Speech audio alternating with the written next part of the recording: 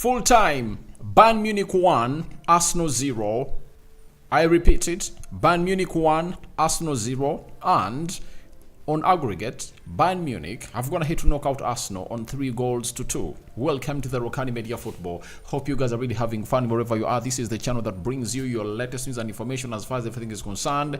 And we're here to bring you the latest news and information as far as this game of football really went down in Munich. And Arsenal have gone ahead to obviously find themselves knocked out from the Champions League. It's on record that a team has gone ahead to knock out the other on the quarterfinal 5 times. Bayern Munich has gone ahead to knock out Arsenal 5 times, and Arsenal has gone ahead to obviously face the wrath of Bayern Munich today at the stadium of Bayern Munich, and nothing could obviously come in through to obviously put Arsenal into a better position than a draw to obviously hold on to go into what we call the extra time. But Arsenal couldn't raise up to the occasion, and Bayern Munich had to find out that one extra chance to really bury the ball at the back of the net. And I tell you what, it's only Real Madrid that's going to hit to really eliminate, a single side in the quarterfinals more times. And that side is that team that is going to hit to knock out Arsenal today, and that is Bayern Munich.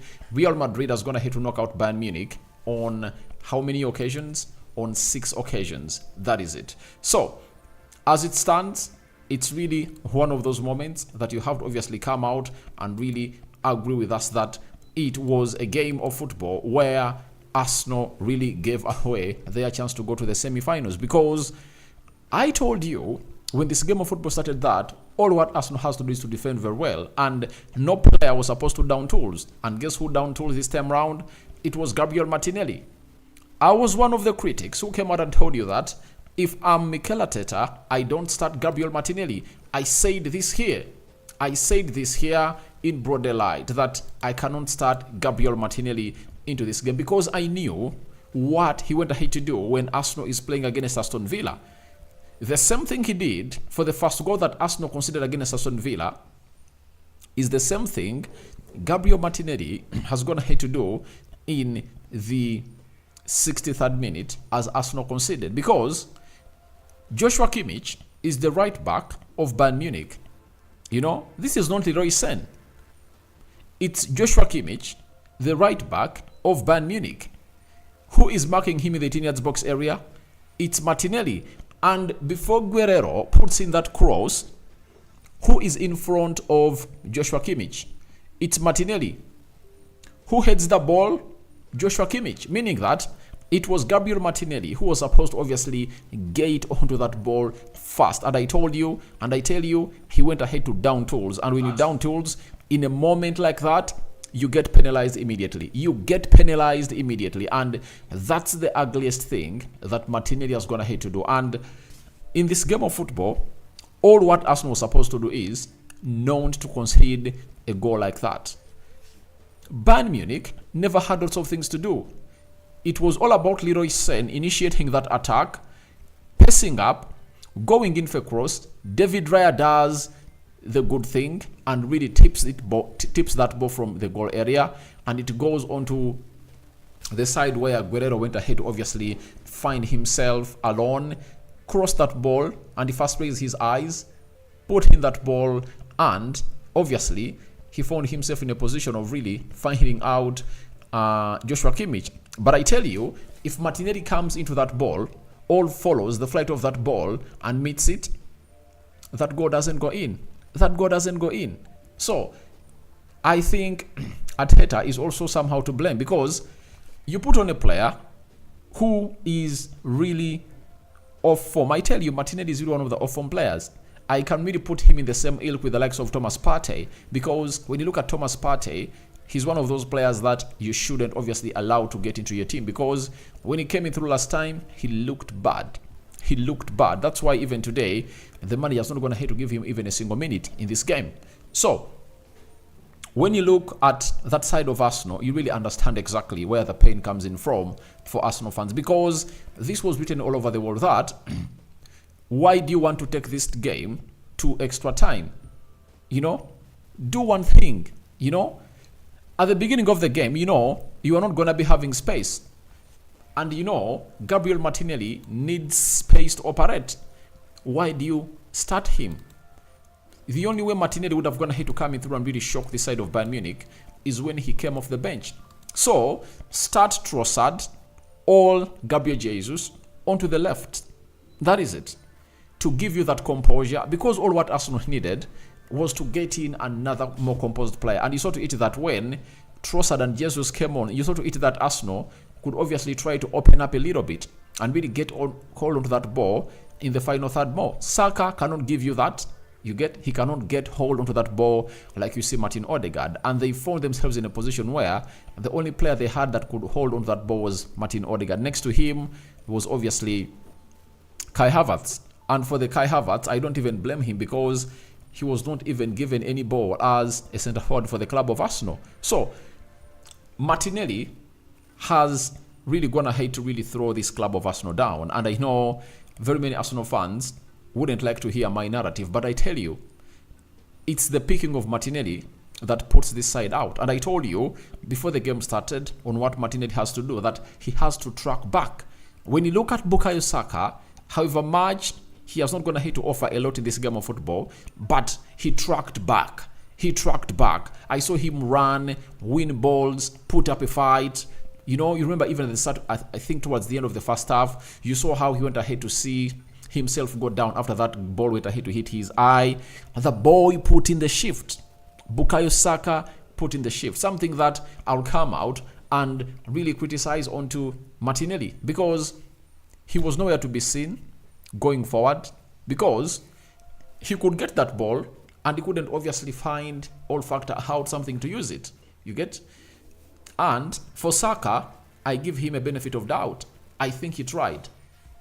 According to his levels, Saka tried a lot tonight. He tried a lot tonight. That is it. But every piece that Arteta moved today, he was right. But there is one button he went ahead to press. It was the side of Martinelli. I think you get in Martinelli after this game of football. Sorry, in the 70th minute, the moment you bring in Jesus and so on and so forth, Martinelli just goes ahead to obviously become a better player into this game of football. Because for Trossard, we know he's a pacey player, but it doesn't really add a lot to you into that ilk. But all in all, Arsenal is out. And when you look at how the stats of this game really went ahead to go down there, they were as follows. You know, before I bring you the stats, I would like to credit Arsenal, by the way. They had what we call total control of the game. They controlled the game. They controlled it to the fullest. You know, one thing they lacked was that spark from the wide forwards. That is it. None of the wide forwards could obviously create a moment of magic. That is it.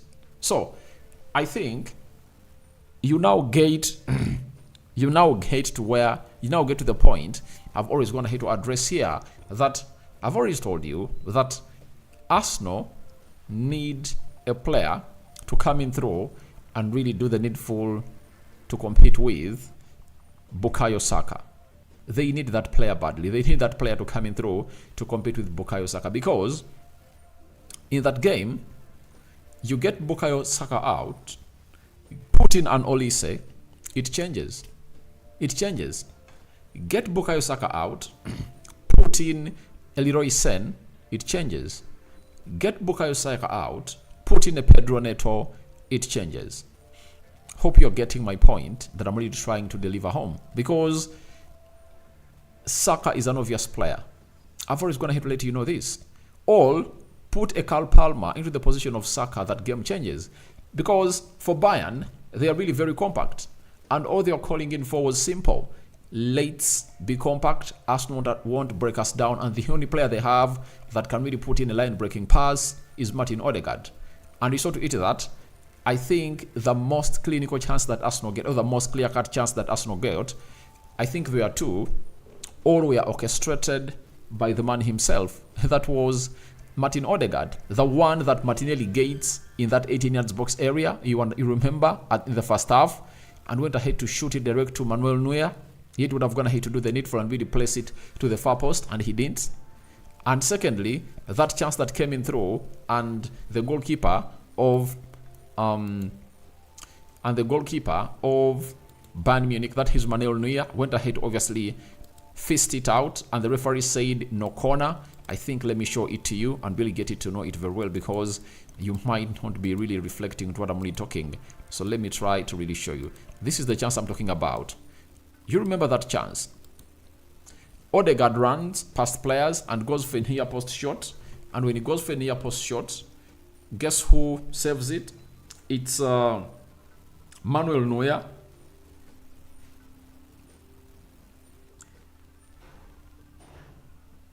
Manuel Neuer gets out that ball, and the referee fails to obviously give this guy what we call a corner for the side of Arsenal. So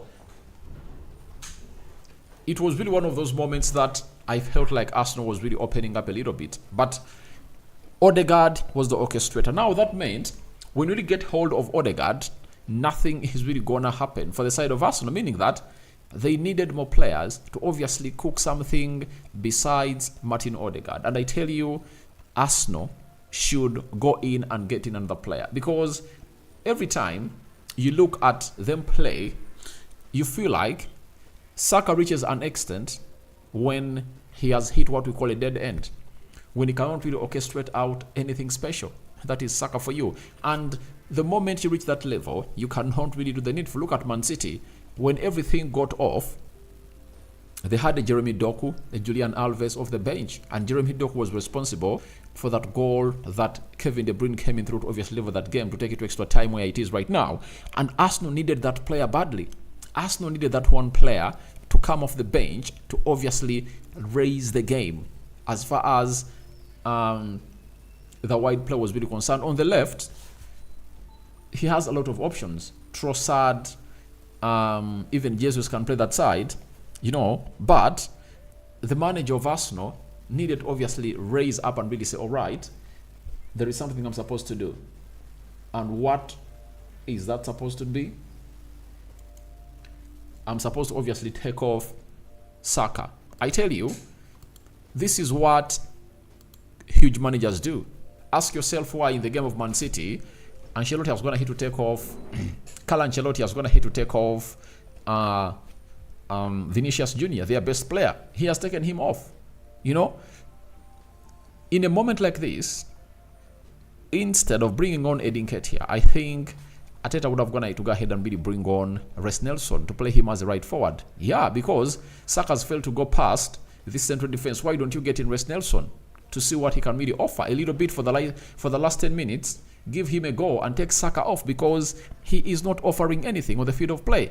And this is where Arteta needs to obviously get in a player that he thinks can come in through and really do a job like Saka can do, because you cannot rely on Bukayo Saka all the time. When he fails, get him off, get him in. And I think Arsenal had a far much better bench than Bayern Munich, and Arsenal would have gone ahead to do a better job if at all Arteta could risk himself enough, because this goal went ahead to go in the 63rd minute, and I think out of those, a lot would have gone ahead to happen into that game. So we wait and see how that pans out, but Arsenal have gone ahead to be knocked out, but they really had some beautiful display. We must really acknowledge that. 15 shots by Bayern Munich. Arsenal had 8 shots. 3 shots on target by Bayern Munich. Even Arsenal had 3 shots on target. 52% ball possession by Bayern Munich. Arsenal had 48. 479 passes completed by Bayern Munich. Arsenal had 455, meaning that Bayern Munich just went ahead to really put 24 more passes than Arsenal. 86% passing accuracy, then 89% passing accuracy by the side of Arsenal, then 10 fouls by Bayern Munich and 13 fouls by Arsenal. 2 yellow cards to Bayern Munich and 2 yellow cards to Arsenal. 0 red cards to the side of Bayern Munich and no red card was issued to the side of Arsenal. Then 1 offside to Bayern Munich and 3 offsides to the side of Arsenal. Then 8 corners to the side of Bayern Munich and 3 corners to the side of Arsenal. And one of the things that Arsenal had to do intentionally were known to Bayern Munich, one of the things they had to do to Arsenal intentionally was simple. they went ahead not to give him what we call set pieces, because they know how good Arsenal is in scoring set pieces. 19 goals in the set pieces in the Premier League season, but they've taken long without converting one or any of those chances they get in set pieces. So I think the side of Arsenal has gone ahead, obviously put in a very good shift, but it was just one moment. Champions League is all about one moment, because at this level you won't find out a team that really opens up like you want. And to prove that you're that good, to score very many goals, you have to be able to open up that team a lot. And that's what Arsenal failed to do tonight. They failed to kill off the chances they got, and they really went ahead to see to it that they don't really put in what we call the required energy when it came to obviously creating, because the creativity levels of Arsenal were really low. They are really low, and I couldn't obviously relate to what they're really doing in the final third. You know, they had the midfield with them, but they couldn't really find out quick passing. And by the way, one of the points that I noted in the due course of that game, Arsenal slow passing. Arsenal slow passing. You know, quick passing is what can really unlock a side like Bayern Munich. The moment you really delay with the ball, the moment they reorganize. But the moment you see to it that you get that ball, think quickly, and obviously take that ball to the next level. And that's what Arsenal failed to do. Quick passing was not into their ilk, and it was really slow passing for them. And I tell you what, they will never forget this game of football, because it looked like Arsenal was defending very well. And every chance that Bayern Munich went ahead to get, there is no way it came close. I think the most close chance they got was that when was it Conrad Lema went ahead to hit that ball and really hit the crossbar, and then Guerrero went ahead to obviously hit that ball. Saliba deflects it, it goes into the corner kick. I think those are the only moments I really felt like, oh, maybe Arsenal is really going to find themselves into the ilk of really getting to where everyone wants them to be. Because for me, I tell you bluntly, I wanted Arsenal to go through. I wanted them to go through, because Bayern Munich cannot compete with any of those teams that is going to be playing the semi-finals. Whether Man City or Real Madrid, they cannot compete with them. So I feel that Bayern Munich had a better plan for the game, and they went ahead to obviously pull out the best moments of this game of football. They had the most threatening chances, but I think Arsenal had a really better control of the game. But in the final third, Man City were more threatening than Arsenal. That is it. Because for Bayern Munich, with the experience they have, you start to eat that, they really attacked on purpose. Everything they did, they attacked on purpose. They attacked on purpose, and they went ahead to put in a shift that everyone went ahead to really admit that, all right, they have individually brilliant players that could create moments of magic. Like you see how that goal comes in through. Who starts that? It's Leroy Sen. He passes into the 18 yards box area, crosses with his weak right foot. The ball is tipped over by the goalkeeper of Arsenal, that is David Raya. After he tips it over, you know what happens? Guerrero in there, and the question will be, why did Guerrero find himself in a position of not being marked by any of the players? That was a huge question. And I tell you, the huge question was, the answer could be, where was Bukayo Saka and Ben White? Because we might be blaming Martinelli onto that goal, but where is Bukayo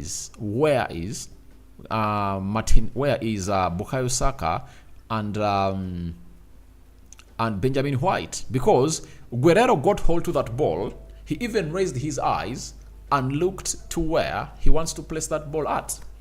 You understand? So it is really one of those moments that you'll ever not really forget. If you're an Arsenal fan, you'll never forget such a moment. And I tell you, a lot is in question. I know Arsenal fans are really having very many questions, because they've gone ahead to find themselves knocked out in the Champions League in the same week they lost to the side of Aston Villa and gave away the trophy to Man City. You know, you wouldn't like to be an Arsenal fan and finding yourself in such a situation, all you would want to do is to obviously continue at least being on top of the Premier League table, getting knocked out of the Champions League, or else being second on the Premier League table and being to the semi-finals of the Champions League. But all of those two have gone ahead to obviously not go into the ilk of Arsenal. And I tell you, it's really painful, I know, but you have nothing to do. That's what the game of football really calls in for. And I already know that your manager, Mikel Arteta, has already gone ahead to start saying and putting out certain statements in here that I really want to obviously get in through. But people at Sky Sports, Arteta said, really gutted, dressing room. We are disappointed. I cannot find the right words to leave them. It's the moment to stay next to the players and support because they are the ones that have taken us this journey. That's what Arteta's going to hate to say. And I tell you, no manager is going to come out and criticize his players in the public eye. That manager is not there. He is not there. You get? He is not there. And because that manager is not there, you don't know what's going to be into the dressing room. The dressing room is going to be really buzzing of fire. I tell you, it's going to be fire bonfire in the dressing room. Arteta is going to go at his players and tell them, why did you have to do all that? Why did you have to do all that? You understand? So, he's really gutted, and the players are really going to feel the music of the manager. Now, I'm having a Sky Sports pundit known as Paul Gilmore. He has said, at the final whistle, Gabriel and White dropped to the floor. Saka stood alone.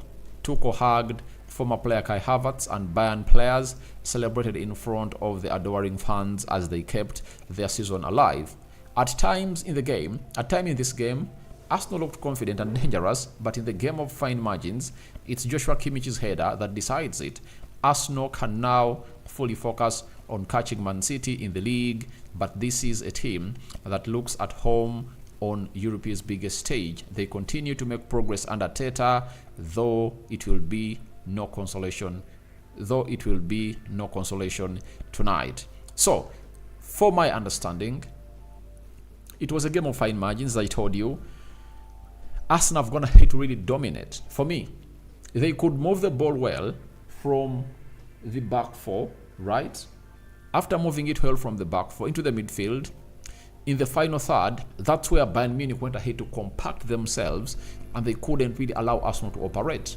And that's why you saw to it that every time a player like Kai Havertz or Odegaard got hold of the ball, at least they fouled him or swamped him up, because they knew that those two players are going to be the reason as to why Arsenal can really orchestrate and build out something special from that game. So that is exactly what they went ahead to do, and trust me, it was really a very highly competitive game. Then Kahendo Oliver, already good morning, but Arteta is a poor planner and the players also are not proactive. And even me, I agree with you, they slowly the game. Yeah, they never moved the ball quick. If you want to really cause havoc to a side that is fully compact, move that ball quickly. Don't take so many touches on the ball. That's what I really tell many people, that every time you don't really do what we call that quick passing, you find yourself in a position of not really breaking down an opponent. Every time you take an extra pass or an extra touch, it's like we're giving your opponent time to really reorganize himself. That is it. And the more you give your opponent more time to organize himself, you know what happens? It really goes onto the levels that you cannot really find yourself really breaking him down. That's exactly what Arsenal had to do. They had to operate at least more fast. That's what they had to do. Mozora Eli, hello already. Arsenal played well, but things have refused. You know, playing well and going through are two different things. Arsenal never came into this game to play well. They came in this game to knock out Bayern Munich, you know. And I think Arsenal would have gone ahead to deploy. I was here and I told you that I never expected Arsenal, by the way, to go ahead and really do what they did at Allianz Arena. They really played the high line and they attacked Bayern Munich. You get? I expect them to go ahead and really play a game like the one they went ahead to play against Man City. You remember how they played away at Man City? Sit a little bit back, have space, and you saw the chances that Arsenal created against Man City. It was because of the quick passing that saw them through and really gave them what they really desired to get as a side. So that is exactly what I expected from the side of Arsenal. But they came in, they surprised us, and they gave us a very good go into that game. So we wait and see what Arsenal has, because next into their cup is what we call the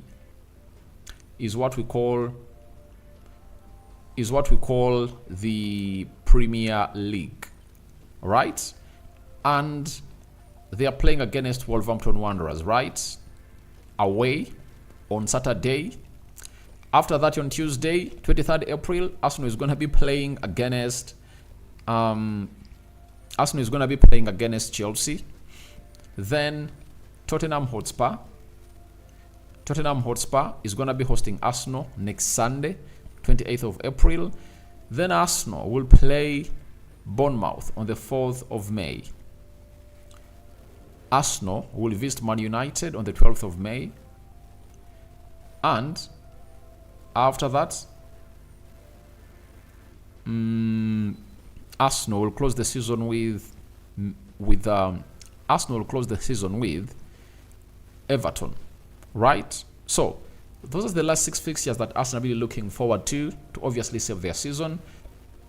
But I don't know how they're really gonna go ahead and really save their season, because Man City winning the last 6 games, it's one of the easiest things they do, because they're ever gonna hit to win 15 in a row. Though I really believe that this Man City side has gonna hit obviously not be as good as they used to be, but I think they can win the last 6 games. Man City is gonna be playing is gonna be playing the side of Chelsea over the weekend in the FA Cup. We are having Oliver Yu. He says, a disappointing night for Arsenal, a disappointing few days. Experience really played a part in this tie with Bayern Munich, more streetwise in the key moments. The Gunners will certainly learn a lot from this experience, but I'm sure they'll have regrets. They will regret the errors in the first leg, which allowed Bayern Munich back in the game. They were really dominating. They will also regret, which was in truth a pretty flat performance in Munich. Manuel Neuer was hardly tested, obviously, not more shots onto his goal. But I tell you, one thing that you'll obviously understand in this game, that it is not going to be easy for Arsenal players to really get back their momentum mentality, because this is what we call a huge mentality test. It's a huge mentality test that is going to hit obviously be put up. And I tell you, it is really a moment for Arsenal fans to come out and really show us, Arsenal players to show us that we can really go past the loss of Aston Villa, go past the loss of Bayern Munich, and really get ourselves into the ilk of obviously winning the next game, because they have a chance to get back on top of the Premier League table. How do they have a chance? By winning against Wolverhampton Wanderers. After winning against Wolverhampton Wanderers, then Arsenal will find themselves in an ilk of really topping the table, because Man City over the weekend are really playing into the FA Cup, and that will be another game in hand for Man City to play. So I think that's what they love. Man City is losing here, by the way, in penalties, and Man City might also be knocked out by Real Madrid. So it looks like it's going to be a night where two teams of English football are going to be knocked out, and a night yesterday we saw 2 Spanish teams being knocked out. Foden is going to hit a score here, but they're really having a deficit, and if Madrid scores all its goals, they're going to be knocked out. I'm having someone here, Miko Williams, buy, all right, buy. Then Chidabira Kelly Henry. By the way, we lost. Let's focus onto the game of the weekend. I know it's the next game, and there is nothing more important as the next game, but it calls in for a lot into this journey.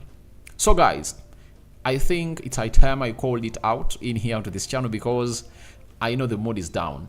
The mood is totally down, and Man City is also going to be knocked out because other penalties of Real Madrid are really just going in. So guys, thank you Kahendo Oliver for watching through. Mozora Eli, thank you for watching through. Mika Williams, thank you. Chirabo Kelly Henry, may the living to God bless you abundantly.